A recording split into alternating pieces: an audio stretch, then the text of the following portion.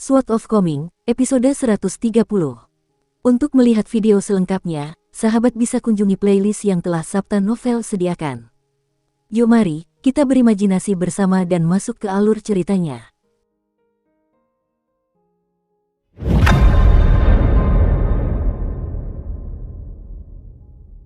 Bila kehidupan diibaratkan seperti sungai, maka pertemuan-pertemuan tak sengaja ini bagaikan arus yang mengalir dan akan segera mengalir dengan sendirinya setelah beberapa saat terjerat. Pendeta Tao tua buta bergelar Dao Xuan Guzi itu terdiam cukup lama setelahnya. Muridnya, Jiwer, agak tidak terbiasa dengan hal ini. Meskipun anak muda yang lumpuh itu tidak mau menyerahkan kerikil empedu ular, ia tetap memutuskan untuk memberikannya kepada tuannya yang pemarah setelah beberapa saat ragu-ragu dan berkonflik. Pendeta Tao tua itu menerima kerikil halus dan indah itu dan dengan hati-hati membelainya sejenak. Setelah itu, ia secara mengejutkan mengembalikannya kepada anak muda itu dan berkata, "Simpan saja untukmu." Anak laki-laki yang lumpuh itu benar-benar bingung saat menerima kerikil itu. Ia menatap Jiwer kecil, tetapi Jiwer menggelengkan kepalanya pelan, menandakan bahwa ia juga tidak mengerti apa yang dipikirkan gurunya. "Anak kecil yang payah, ini kesempatan yang ditakdirkan untukmu, dan ini bukan sesuatu yang bisa diambil oleh gurumu. Jika aku benar-benar mencoba, itu hanya akan berakibat buruk," jelas pendeta Tao tua itu. "Menurutmu kenapa anak muda itu, Chen Pingan, akan mengirim surat ke Kabupaten Dragon Spring ketika dia sampai di stasiun pemancar berikutnya? Kalau boleh kutebak, kukira masa tinggal kita di Kabupaten Dragon Spring akan sangat menyedihkan jika aku yang mengambil kerikil itu di toko kue atau toko burklover, bukan kau. Mungkin mereka tidak akan mempersulit kita, tapi pasti akan sulit bagi kita untuk menetap. Akan lebih sulit lagi bagi kita untuk menemukan gunung untuk bercocok tanam." "Oh," jawab anak laki-laki yang pincang itu. "Dia bukan orang yang licik, jadi wajar saja kalau dia tidak pandai memahami hal-hal seperti ini." Pendeta Tao tua yang buta itu mengusap kepala gadis kecil itu dan berkata, "Kalian berdua sungguh diberkati dengan keberuntungan." Jiwer kecil lebih jeli daripada kakak laki-lakinya, dan dia bertanya, "Guru, apakah kakak perempuan dan teman-temannya memiliki latar belakang yang kuat?" Pendeta Tao tua itu mengangguk dan menjawab, "Kabupaten Mata Air Naga yang disebutkan anak muda itu terbentuk setelah dunia permata kecil yang menggantung di langit di atas Kekaisaran Li Agung hancur dan jatuh ke tanah. Guru Konfusianisme Qi Jingchun mengawasi dunia kecil ini selama 60 tahun. Anak-anak dengan rak buku itu semuanya sangat cerdas, dan mereka berkata bahwa mereka sedang dalam perjalanan panjang menuju akademi di negara Sui Agung. Kalau begitu, siapakah murid mereka?" Gadis kecil itu sedikit iri ketika berkata, "Murid-murid seorang bijak Konfusianisme. Sungguh mengesankan. Jika bukan karena ini, apakah Wei Jin dari kuil angin salju akan bergegas menyelamatkan mereka segera setelah naik ke tingkat berikutnya dan keluar dari pengasingan?" Cibir pendeta Tao tua yang buta itu. Lagi pula, anak-anak itu dijaga oleh Dewa Yin yang secara mengejutkan mampu mengancam akar gunung dan sumber sungai dari hantu perempuan ganas itu. Tak satu pun dari anak-anak itu orang biasa. Ada emosi dalam suaranya saat dia berkata, potensi masa depan mereka tidak terbatas, benar-benar tidak terbatas. Jiwer kecil tiba-tiba menyadari sesuatu setelah merenung, dan ia bertanya dengan rasa ingin tahu, karena Tuan sudah tahu mereka punya penjaga yang kuat, lalu kenapa Tuan masih mengambil langkah yang tidak perlu untuk memperingatkan mereka tentang hantu kuat di Gunung Tiga Ranting?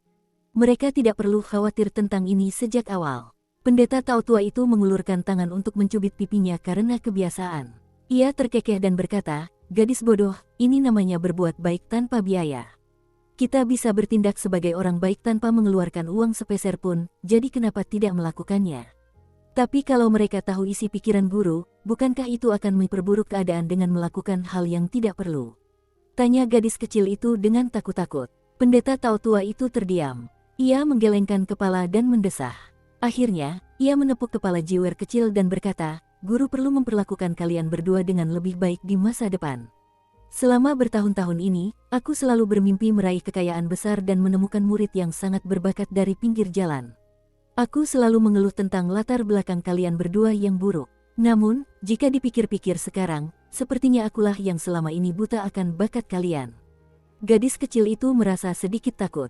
Gurunya tampak terlalu asing saat ini. Wajahnya agak pucat, dan ia bertanya, "Guru, apakah Anda dirasuki hantu?" "Jiwer hampir tidak mengenali Anda." Pendeta Tao tua itu tertawa terbahak-bahak. Tiba-tiba ia merendahkan suaranya dan berkata, "Jiwer kecil, guru berjanji tidak akan mengambil air mata air jimat darimu selama setahun ke depan. Mari kita bahas ini lagi sekarang. Bisakah kita mengubahnya dari 1 tahun menjadi setengah tahun? Bagaimana menurutmu? Coba pikirkan. Selama ini, sepertinya kekuatan iblis selalu selangkah lebih maju dari kita. Bukan hanya aku yang dipukuli habis-habisan oleh hantu perempuan itu, tetapi Panji itu juga kehilangan 4 dari 8 karakternya. Selain itu, aku juga kehilangan album pembersih gunung yang diwariskan kepadaku oleh para senior di kuil. Sebagai muridku, bukankah seharusnya kalian berdua menunjukkan kepedulian kepada guru kalian? Bukankah seharusnya kalian memberiku beberapa hal karena rasa hormat? Gadis kecil itu merasa seolah beban berat telah terangkat dari pundaknya. Inilah guru yang ia kenal. Karena itu, ia tanpa ragu menjawab, kalau begitu, mari kita ubah menjadi setengah tahun. Anak laki-laki lumpuh itu dengan hati-hati menyimpan kerikil itu. Kerikil itu sudah milikku, katanya dengan suara muram. Pendeta Tao tua yang buta itu sangat kesal, dan dia berteriak dengan marah, anjing tidak bisa mengubah kebiasaan memakan kotoran. Catatan, pepatah ini mengacu pada gagasan bahwa seseorang tidak dapat mengubah kebiasaan buruknya. Kita lanjut ke alur ceritanya. Gadis kecil itu menutup mulutnya dan terkikik. Anak laki-laki kecil yang pincang itu juga mulai terkekeh. Dewa Yin menampakkan wujud aslinya ketika mereka tiba di suatu tempat yang hanya dihuni sedikit orang. Namun, tubuhnya masih samar, dengan asap hitam mengepul di sekelilingnya. Energi Yin terpancar darinya saat ia meminta maaf dengan suara serak, aku tidak bisa melindungi semua orang, dan aku bahkan membiarkanmu dibawa ke kediaman hantu perempuan. Maafkan aku. Chen Pingan benar-benar bingung bagaimana cara menghiburnya.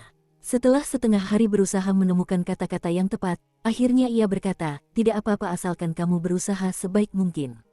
Senyum muram tersungging di wajah Dewa Yin saat ia berkata, bagaimanapun juga, kali ini memang salahku. Terlebih lagi, karena tindakanku yang memprioritaskan kultivasi kulah yang menyebabkan kalian, anak-anak, berakhir dalam situasi berbahaya seperti ini. Aku sungguh tidak bisa memaafkan diriku sendiri. Jika sesuatu yang buruk terjadi, aku tidak akan mengeluh bahkan jika aku binasa bersama hantu perempuan itu setelah melenyapkan akar gunung dan sumber sungai. Li Baoping tersenyum dan berkata, ketika aku masih kecil, kakak selalu suka menceritakan berbagai hal aneh kepadaku. Suatu kali, ia bercerita tentang kisah seorang dewa kota. Ia berkata bahwa metode menimbang kebajikan yang tersembunyi sedikit berbeda. Aku ingat betul hal ini, untuk perbuatan baik yang disengaja, tidak akan ada pahala, untuk perbuatan jahat yang tidak disengaja, tidak akan ada hukuman. 2. Catatan, ini adalah kalimat dari bab atau episode, ujian untuk jabatan Dewa Kota, di Liao Shay, kumpulan cerita yang ditulis oleh Pu Songling pada masa dinasti Qing. Kita lanjut ke alur ceritanya. Kemampuan seseorang terbatas, jadi karena kau telah berusaha sebaik mungkin baik dalam pikiran maupun tindakan, kau tidak perlu merasa terlalu bersalah. Kalau tidak, betapa melelahkannya hal itu. Dewa Yin terdiam. Ia tak bisa menahan rasa sedikit risih karena diceramahi seorang gadis kecil, meskipun gadis itu baru saja menunjukkan aura seorang bangsawan. Li Baoping kembali tenggelam dalam dunianya sendiri, dan ia sedikit kesal sambil memukul-mukul telapak tangannya. Kakak selalu suka membicarakan hal-hal aneh dan ganjil, dan aku menganggapnya sebagai cerita menarik saat itu. Seandainya aku tahu lebih baik, aku pasti akan mendengarkannya dengan lebih saksama. Chen Pingan ingin mengatakan sesuatu, tetapi akhirnya ia memilih untuk tidak mengatakannya. Dewa Yin menatapnya dan bertanya sambil tersenyum, bisakah kita berbicara secara pribadi? Chen Pingan mengangguk, lalu dia menyuruh Lin Souyi dan yang lainnya untuk maju terlebih dahulu. Setelah menunggu Lin Souyi dan yang lainnya berjalan sekitar 300 meter, Dewa Yin akhirnya berkata, orang tua yang dari toko obatlah yang memintaku untuk melindungi Li Huai. Chen Pingan menggaruk kepalanya dan berkata, oh, awalnya aku pikir kau menemani kami untuk melindungi Baoping atau Lin Souyi.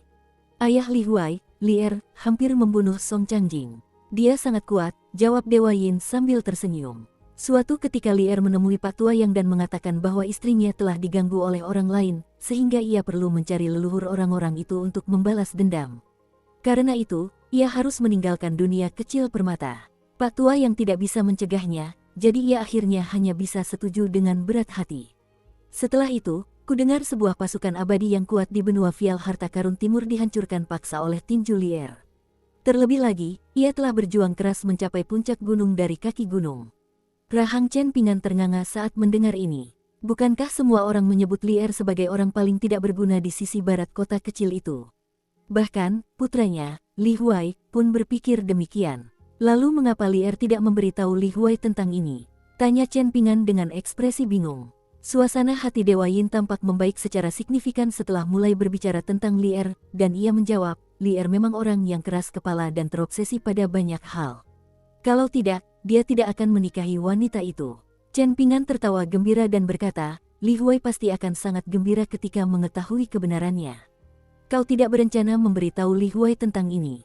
Tanya Dewa Yin. Saat kita di stasiun relay bantal, kau langsung mengungkapkan kebenaran di balik kepergian Zulu dan ayahnya ke Li Baoping meskipun Ah Liang sudah membujukmu untuk tidak memberitahunya secepat itu. Chen Pingan perlahan melanjutkan, dan menjawab, itu sesuatu yang berhubungan langsung denganku, jadi karena aku merasa sudah benar untuk membicarakannya, tentu saja aku bisa mengambil keputusan sendiri. Namun, karena ayah Li Huai tidak mau memberitahu putranya tentang hal ini, siapa aku, orang luar, yang berani ikut campur? Apa aku harus mengatakan yang sebenarnya kepada Li Huai hanya untuk membuatnya sedikit lebih bahagia?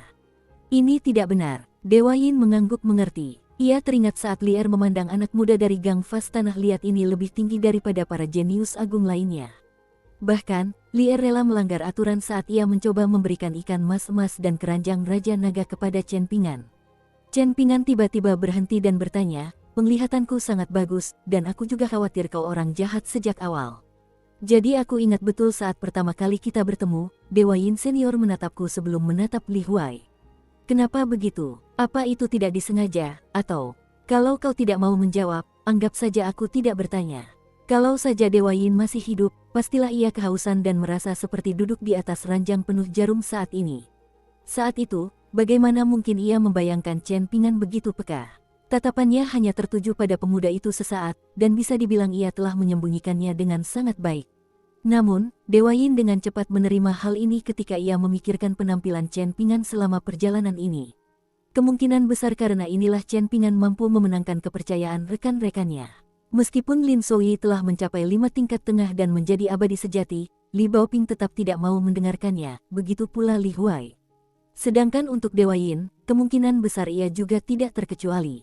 Di matanya, Lin Souyi pada dasarnya hanyalah seorang junior yang sangat cerdas dan berbakat. Ini adalah perasaan yang sangat aneh. Seolah-olah Chen Pingan memiliki aura yang dapat menyebabkan orang lain merasa nyaman dengan situasi dan tidak mempertanyakan posisinya. Jika dia melabeli sesuatu sebagai tidak benar, maka teman-temannya pun akan merasa bahwa hal itu tidak benar. Jika dia mengatakan sesuatu dapat dilakukan, maka teman-temannya pun akan merasa bahwa tugas itu dapat dilakukan.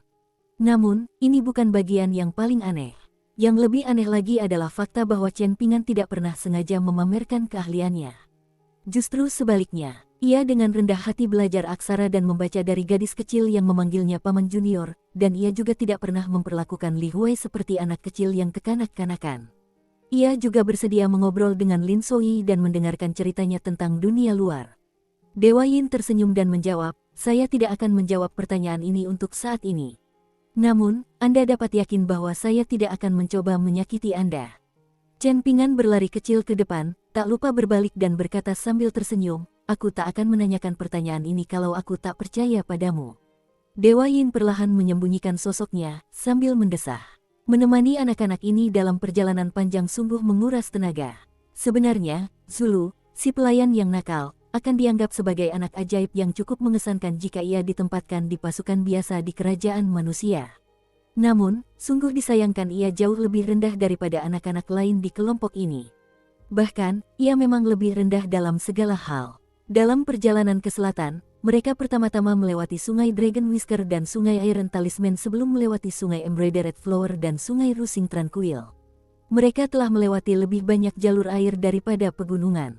Namun, selama 1,5 hari berikutnya, mereka seolah-olah telah menghabiskan semua keberuntungan jalur air mereka. Mereka hampir tidak dapat menemukan satupun aliran air di pegunungan. Mereka memang menemukan air, tetapi genangan air itu tak layak minum. Mereka melewati banyak bibit pohon willow yang sakit, tidak tinggi dan tidak rimbun. Sebaliknya, banyak di antaranya yang bengkok dan tergeletak miring.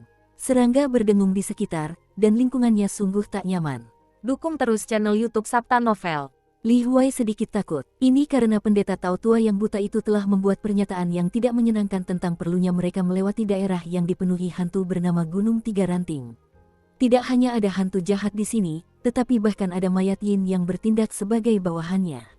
Li Huai tak kuasa menahan rasa depresi ketika memikirkan hal ini.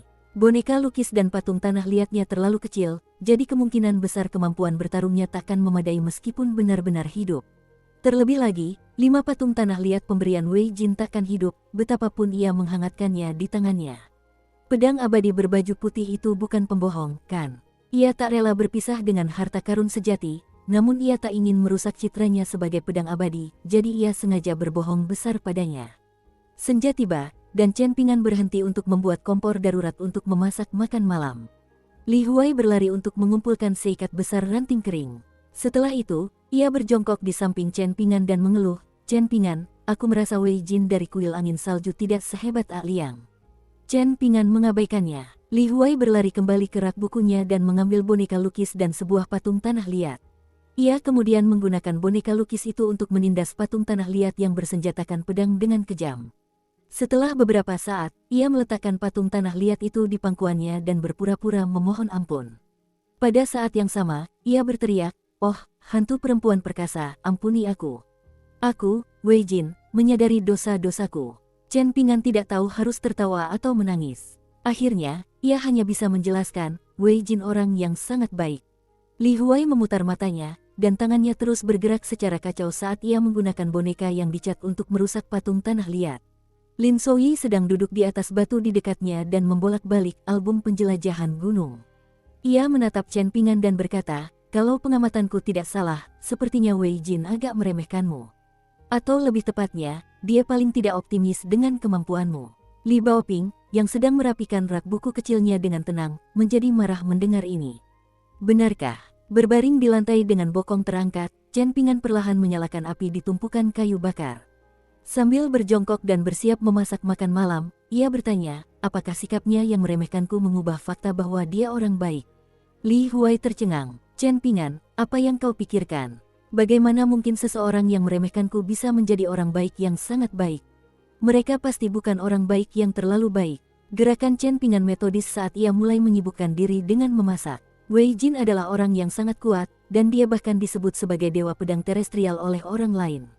Namun, nadanya tetap lembut dan sopan ketika berbicara kepada kami, dan dia bahkan bersedia menjelaskan situasi dan fakta kepada kami, anak-anak. "Apakah menurutmu semua dewa seperti ini?" Tidak. Sebelum meninggalkan kota kecil ini, aku bertemu dengan seorang dewa yang akan membunuh orang lain sesuka hati, dan yang hanya mau mendengarkan alasannya sendiri. Bahkan, aku bertemu lebih dari satu." Chen Pingan sempat menyinggung pertemuan-pertemuan maut itu, tetapi ia enggan menjelaskannya lebih lanjut. "Kalau tidak mau dipandang rendah orang lain, andalkan saja diri sendiri. Kalau kamu jago bercocok tanam, jago membakar tembikar, jago menebang kayu bakar, atau cukup berani memimpin saat berebut air dengan gang-gang lain, tentu saja kamu tidak akan dipandang rendah orang lain." Chen Pingan melirik yang lain dan melanjutkan, "Begitulah yang terjadi di kampung halaman kita. Namun, situasinya akan sedikit berbeda ketika kita tiba di akademi di negara Sui besar. Jika Li Baoping pandai belajar, dan jika Lin Souyi menjadi kultivator yang mengesankan di usia muda, maka kalian berdua tentu akan dihormati oleh yang lain. Sedangkan kau, Li Huai, kau masih kecil, jadi kau tidak perlu khawatir tentang ini dulu." "Chen Pingan, kamu mungkin tidak khawatir, tapi aku khawatir," seru Li Huai cemas. "Bisakah kamu bangun lebih pagi untuk berlatih meditasi jalan dan teknik tinju bersamaku?" tanya Chen Pingan. "Tentu saja tidak," jawab Li Huai tanpa ragu sedikit pun. "Kalau begitu aku akan mengajarimu meditasi berdiri," tawar Chen Pingan. Ada raut jijik di wajah Li Huai saat ia menjawab, "Kenapa aku harus belajar itu? Aku masih sangat kecil." "Oh, jadi kamu tahu kalau kamu masih kecil sekarang. Lalu kenapa kamu begitu khawatir tadi?" tanya Chen Pingan dengan jengkel. Li Huai benar-benar tercengang. Setelah merenungkan hal ini cukup lama, ia masih belum bisa memberikan jawaban. Akhirnya, ketika mereka semua sedang duduk untuk makan malam, Li Huai menggunakan sumpitnya untuk mengambil acar dan meneguk nasi sesuap besar sebelum bertanya, "Katakan, adakah jalan pintas kultivasi yang memungkinkan seseorang mencapai kesuksesan dalam semalam? Misalnya, sebuah metode di mana saya bisa berkultivasi hari ini dan menjadi abadi di masa depan?" A Liang bilang tidak ada. "Kalau aku tahu lebih awal, seharusnya aku juga bertanya pada Wei Jin. Bagaimana kalau A Liang tidak punya metode seperti itu, tapi Wei Jin punya? Aku pasti akan menemukan emas." Selama sisa perjalanan kami, aku bisa saja terbang di atas pedang terbang, dan wus. Aku akan terbang ke sana kemari, bahkan lebih cepat daripada meditasi berjalan Chen Pingan. Aku pasti akan seperti embusan angin. Kalian hanya akan bisa mengikutiku dan memakan debu-debuku. Siapa yang mau makan debu? Tanya Li Baoping dengan ekspresi tegas. Li Huai menelan ludah dan menatap Lin Souyi. Ia lalu diam-diam menoleh ke arah Chen Pingan. Akhirnya, Li Huai merasa sedikit sedih. Namun, sebuah ide cemerlang tiba-tiba muncul di benaknya, dan ia buru-buru mengambil boneka lukisnya dari tanah. Dia akan memakannya. Dia jenderalku yang paling kuat saat ini. Lagi pula, dia yang terbesar, tercantik, paling berpengalaman, dan juga paling banyak mendapat penghargaan. Dialah yang paling lama menemaniku dalam ekspedisiku. Kelima patung tanah liat kecil yang kotor itu hanya bisa menduduki peringkat kedua, ketiga, keempat, kelima, dan keenam. Lalu bagaimana dengan makhluk-makhluk kecil di tebing air terputus? Tanya Lin Souyi sambil tersenyum. Mereka, aku tidak terlalu suka mereka, jawab Li Huai sambil menggelengkan kepala. Itu karena kamu tidak suka membaca, kan? Makanya kamu tidak mau melihatnya. Karena kamu harus membuka bukunya dulu, kata Li Baoping, mengungkapkan alasan sebenarnya. Li Huai berpura-pura tidak mendengarnya. Chen Pingan mendongak dan melirik gunung tiga ranting yang sedikit lebih tinggi di kejauhan. Apa yang ingin kalian beli setelah kita melewati gunung tiga ranting dan tiba di kota berikutnya? Tanyanya. Paman Junior, saya ingin membeli beberapa buku lain-lain, jawab Li Baoping dengan gembira. Tuan Qi berkata bahwa selain Konfusianisme, 100 sekolah pemikiran juga memiliki karya klasik mereka sendiri yang layak dibaca. Tuan Qi berkata bahwa batu dari gunung lain juga dapat diukir menjadi batu giok. Catatan, ini berarti meminjam pengetahuan dari orang lain untuk meningkatkan diri sendiri. Kita lanjut ke alur ceritanya. Chen Pingan, kalau boleh, aku mau beli satu set go. Yang paling murah saja. Bagaimana denganmu, Li Huai? Kalau aku nggak beli apa-apa, boleh nggak kamu kasih aku uangnya? Aku mau nabung. Ibu ngajarin aku kalau punya uang di saku bisa bikin kita tenang menghadapi segala situasi. Bagaimana menurutmu? Jawab Chen Pingan. Li Huai terkekeh dan berkata, aku hanya mencoba keberuntunganku. Lagi pula, bagaimana kalau tiba-tiba kau menemukan hati nuranimu? Chen Pingan terkekeh dingin sebagai jawabannya. Ekspresi Li Huai langsung membeku, dan dia buru-buru mengganti topik pembicaraan dan berkata, bukankah pendeta Tao tua itu memberitahu kita untuk tidak memasuki gunung tiga ranting pada malam hari? Lin Souyi menggelengkan kepala dan menjelaskan, Dewa Yin Senior, Chen Pingan, dan aku sudah pernah membahas ini sebelumnya. Jika hantu jahat itu keluar untuk menyerang kita saat kita melewati gunung tiga ranting di malam hari, kita akan menghadapinya langsung dan menghancurkannya. Dewa Yin Senior akan bersembunyi terlebih dahulu, dan dia akan membiarkanku mencoba mengalahkan hantu jahat itu menggunakan jimat dan teknik petirku. Ini untuk melatihku. Namun, jika hantu jahat itu tetap bersembunyi, kita biarkan saja. Kita lanjutkan perjalanan kita. Malam tiba, dan keempat anak itu perlahan mendaki gunung. Gunung tiga ranting tidak tinggi, namun lerengnya landai dan sangat panjang. Chen Pingan juga sengaja mengambil jalan memutar, karena terdapat hamparan luas makam tak bertanda di gunung tersebut. Tentu saja, masih banyak lagi makam bertanda yang sering dikunjungi dan dibersihkan oleh keturunan mereka. Ada batu nisan yang menghiasi makam-makam ini, dan batu nisan ini juga diukir dengan kata-kata. Sobekan uang kertas yang belum terbakar sempurna berserakan di makam-makam ini. Mereka melintasi Gunung Tritwix dalam waktu kurang dari 2 jam. Selain angin malam yang agak dingin, mereka tidak menemukan hal aneh lainnya. Lin Souyi merasa sedikit kecewa. Namun, ia juga tidak akan mencoba mencari masalah dengan paksa. Setelah itu, perjalanan mereka ke Yefu Pass di perbatasan Kekaisaran Li Besar menjadi lebih lancar. Ketika melewati pasar di sebuah kota kecil, Li Baoping membeli 5 atau 6 buku lain-lain. Beberapa di antaranya adalah jurnal perjalanan, beberapa di antaranya adalah buku klasik Buddha atau Tao, dan beberapa di antaranya adalah catatan para sastrawan. Lin Souyi membeli satu set go, dan setelah mengajari Chen Pingan aturannya, mereka sering bermain bersama setiap kali ada waktu luang. Ini karena Li Baoping terlalu tidak sabar dan selalu ingin menempatkan 7 atau 8 buah dalam satu giliran. Tidak hanya itu, ia juga mengeluh bahwa Lin Souyi terlalu lambat. Sedangkan Li Huai, ia terlalu malas untuk menggunakan otaknya. Namun, yang mengejutkan, justru Dewa Yin yang paling sering bermain Go dengan Lin Souyi.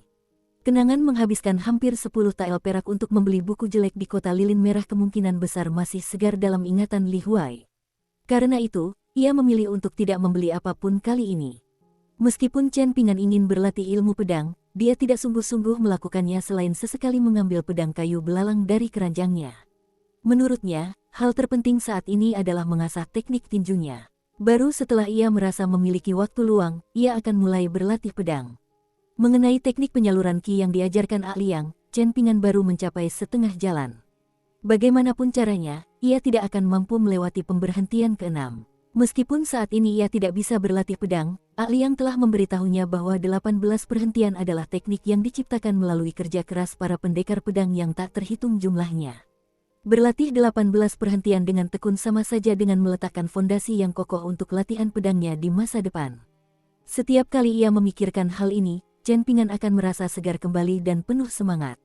Kapanpun ia punya waktu luang, entah saat ia berada di dahan pohon besar di puncak gunung atau di tepi tebing di tepi air.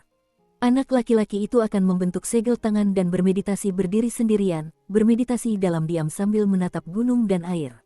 Di mana ada gunung, ia akan menatap gunung, di mana ada air, ia akan mendengarkan air.